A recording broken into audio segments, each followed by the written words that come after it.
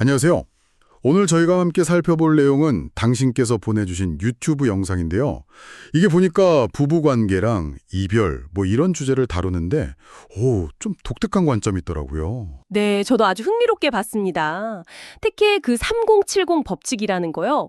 보통 부부 문제를 감정으로만 풀려고 하는데 여기서는 이념, 그러니까 생각의 차이로 접근하는 게 좀 새로웠어요. 맞아요. 시작부터 사별하고 이혼을 딱 구분짓는 거 보고 이건 뭐지? 했거든요. 그렇죠.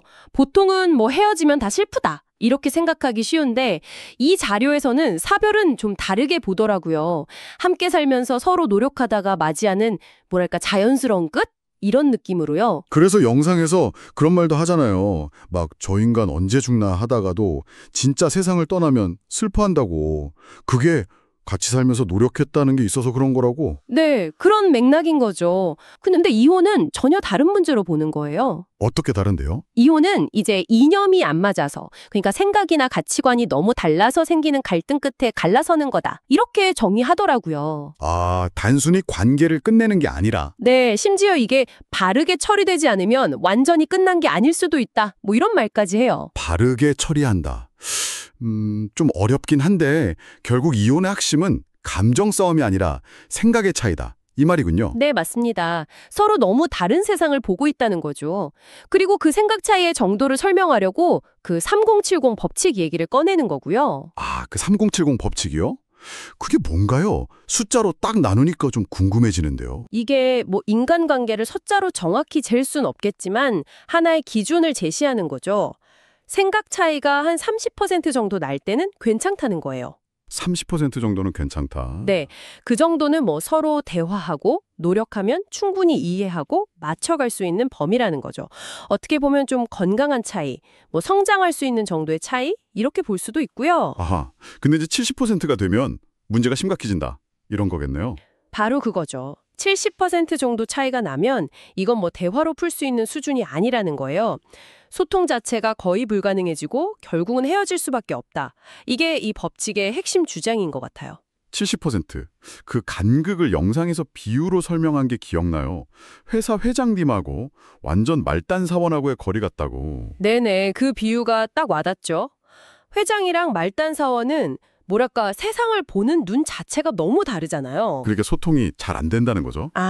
근데 회장이랑 중간 간부 정도는 한 30% 차이니까 그래도 말이 통하고 조율이 가능하다, 이런 식이에요. 하긴 그렇겠네요. 영상 표현을 빌리면 70% 차이는 한쪽은 벌레처럼 땅만 보고 밥 먹고 살아야지 하는데 다른 한쪽은 아니야, 더 넓은 세상을 보고 큰 뜻을 펼쳐야 해, 이런 수준의 차이라는 거죠. 이러면 대화가 되겠어요? 어렵죠. 와, 듣고 보니까 진짜 그럴 수 있겠네요. 근데 좀 궁금한 게, 처음부터 70%나 차이 나는 사람끼리 만나서 결혼하는 경우는 좀 드물지 않을까요? 어떻게 그 차이가 그렇게 벌어지는 거죠? 좋은 질문이에요. 영상에서도 그 얘기를 해요. 처음엔 다 비슷비슷했다는 거죠. 나이도 그렇고 생각하는 수준도 그렇고.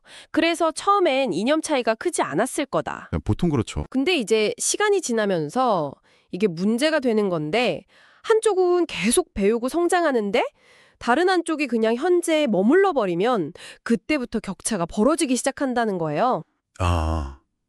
예를 들면 남편은 사회생활하면서 계속 새로운 걸 배우고 세상 돌아가는 걸 알게 되는데. 그렇죠. 근데 만약에 아내가 집안일에만 몰두하고 자기 개발을 전혀 안 한다면 세상을 보는 눈, 그러니까 개념의 수준 차이가 점점 벌어져서 나중에는 70%까지 갈 수도 있다, 이런 논리인 거죠. 그러니까 이게 관계를 계속 이어가려면 부부 둘 다 각자 위치에서 계속 배우고 성장해야 한다는 거네요. 이게 그냥 하면 좋은 정도가 아니라 필수 조건이라는 거잖아요. 네, 바로 그겁니다. 그 점을 엄청 강조해요. 상대방이 성장하는 만큼 나도 같이 성장해야 그 생각의 격차를 30% 안으로 유지하면서 같이 갈 수 있다. 그래서 누구든 배워야 같이 산다, 이 말을 계속 반복하는 거고요. 배우는 방식에 대해서도 얘기하던데요. 옛날이랑 지금이랑 다르고 또 남자 여자가 좀 다를 수도 있다고요. 맞아요. 예전에는 여성들이 정보를 얻을 길이 많지 않았잖아요. 그래서 영상에서는 여성 잡지 같은 거라도 꾸준히 읽으면 남편이나 사회 변화 속도를 어느 정도는 따라갈 수 있었다, 이렇게 얘기하죠. 여성 동화 이런 거요? 네네. 근데 요즘은 뭐 인터넷이 있으니까 집에서도 얼마든지 세상 돌아가는 거 다 보고 필요한 거 배울 수 있잖아요. 환경은 훨씬 좋아진 거죠. 남자랑 여자 학습 스타일 차이 얘기도 있었어요.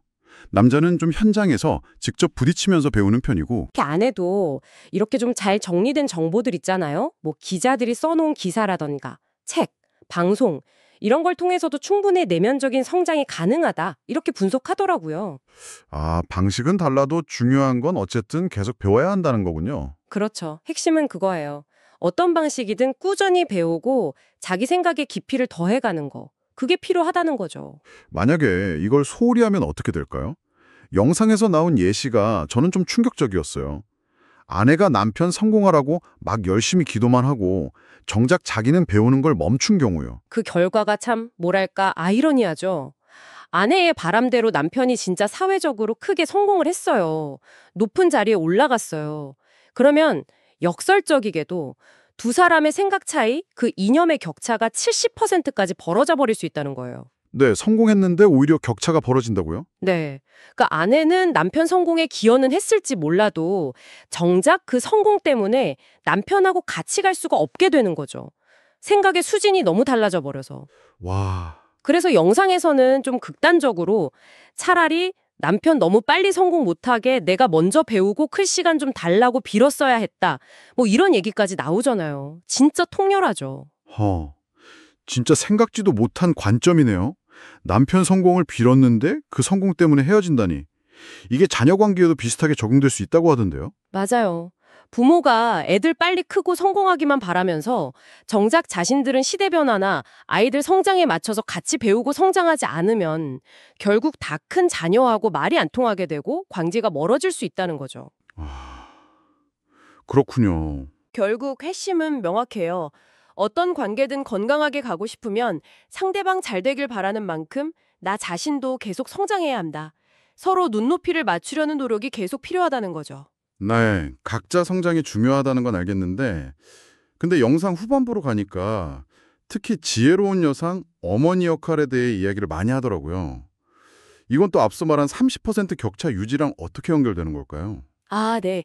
이 부분이 앞에서 말한 배움과 성장의 중요성을 한 단계 더 확장시키는 지점 같아요.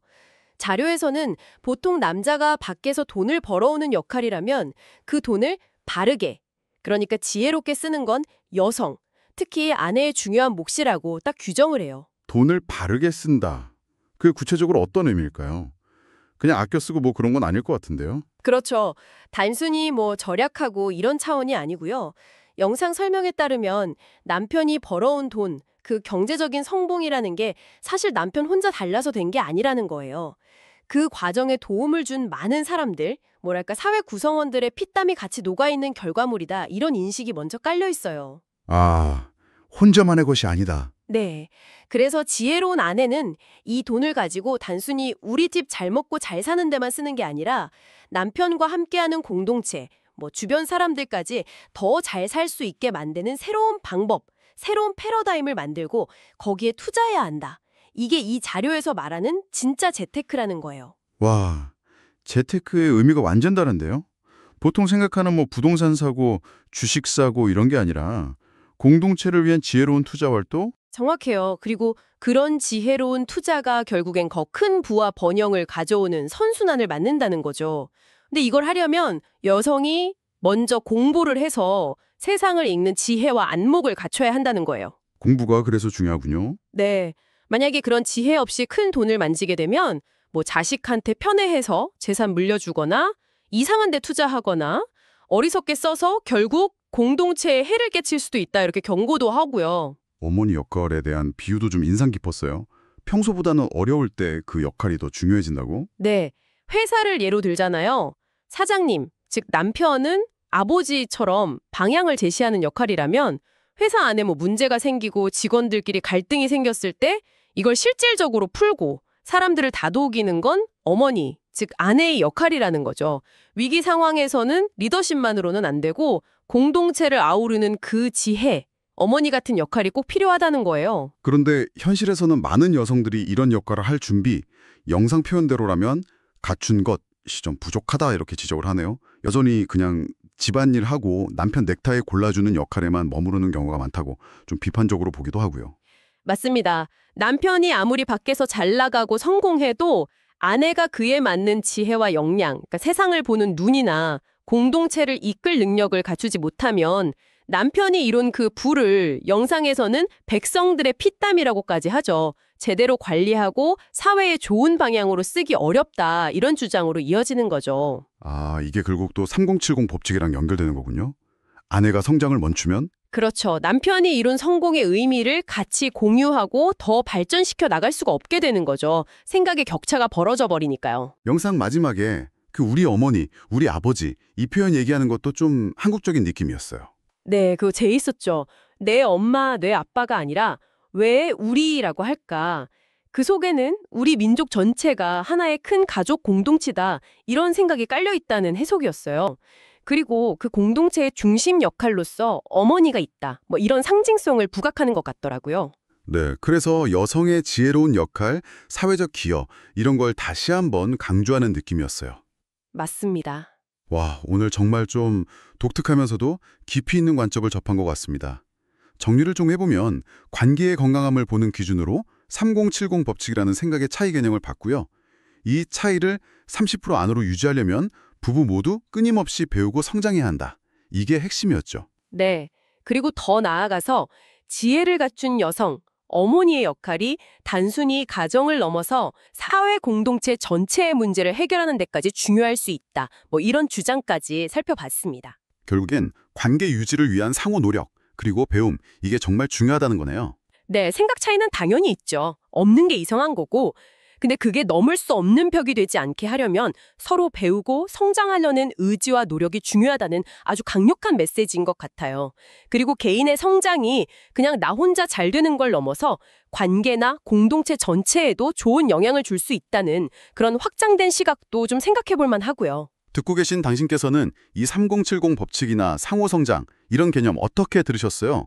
혹시 당신의 관계, 뭐 부부관계든 직장 동료와의 관계든 이런 걸 돌아볼 때 뭔가 실없게 보이는 지점들이 있으신가요? 떠오르는 경험 같은 거 있으시면 한번 생각해 보셔도 좋겠네요. 그리고 마지막으로 이 자료에서는 특히 아내나 어머니가 갖춘 것, 즉 지혜를 갖는 게 세상을 이롭게 하는데 아주 중요한 열쇠가 될 수 있다고까지 말하잖아요. 여기서 말하는 그 갖춘 것이라는 게 뭘까요? 그냥 뭐 학력이 높고 똑똑하고 이런 거라면 또 다른 차원일 것 같은데. 그러게요. 그 갖춘 것의 구체적인 의미, 그리고 그런 역량이 전통적인 역할을 넘어서서 우리 사회나 공동체가 위기를 만났을 때 문제를 풀어가는 방식에 어떤 변화를 가져올 수 있을지 한번 깊이 생각해보는 것도 의미 있지 않을까 싶습니다.